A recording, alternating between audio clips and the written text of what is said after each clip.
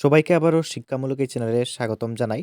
তোমরা প্রত্যেকেই জানো তোমরা যারা ১ম সেমিস্টারে পড়াশোনা করছো তোমাদের এক্সাম রুটিন গতকালকে পাবলিশ করা হয়েছে। আশা রাখছি তোমরা প্রত্যেকেই দেখেছো। কিন্তু তোমরা সেখানে দেখবে তোমাদের অনেকগুলা সেমিস্টারের রুটিন একসাথে দেওয়া হয়েছে।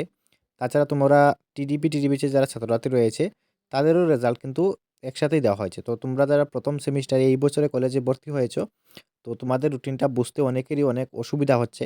তার জন্য তোমাদের শুধুমাত্র রুটিনের যে শিডিউলটা সেটা আমি তোমাদের সামনে শুধু তোমাদেরটা তুলে ধরলাম।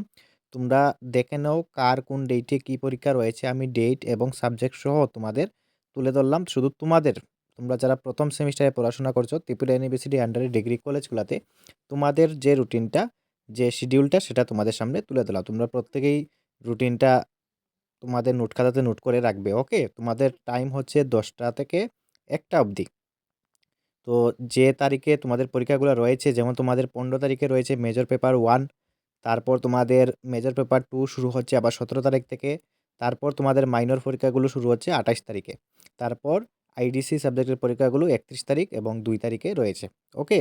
তো তোমরা তোমাদের নোট খাতাতে নোট করে রেখে দাও তোমাদের রুটিনটা।